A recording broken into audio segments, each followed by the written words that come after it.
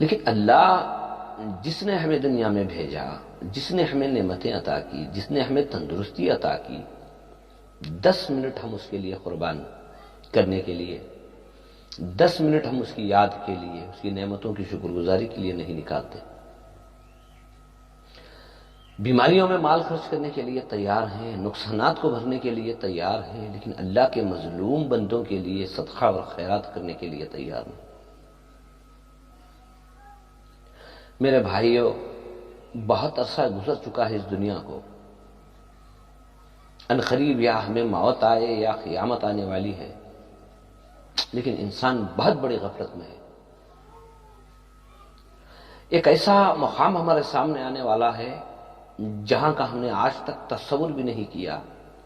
اس میں کوئی شک نہیں ہے کہ ہمیں جانا ہے، لیکن میرے بھائیوں، میں اتنا کہنا چاہتا ہوں کہ جو وقت اللہ نے ہمیں دیا ہے اس میں سے ایک تھوڑا حصہ ہم اللہ کی عبادت میں گنوائیں۔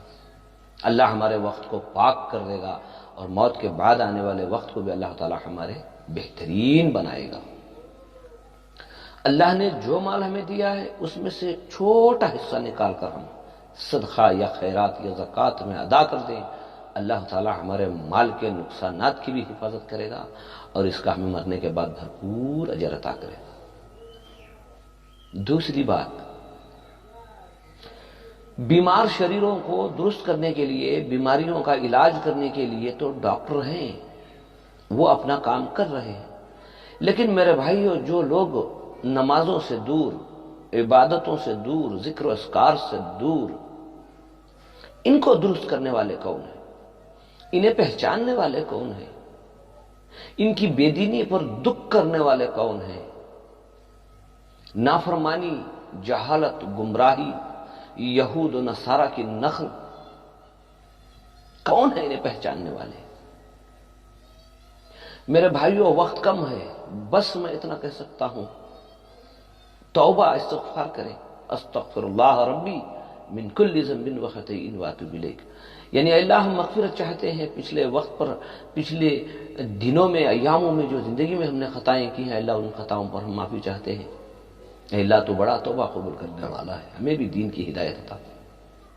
میرے بھائیوں، مرنے کے بعد ہمیں پچھتانا نہ پڑے، بس اس وجہ سے چند باتیں میں نے آپ کے سامنے کہی ہیں۔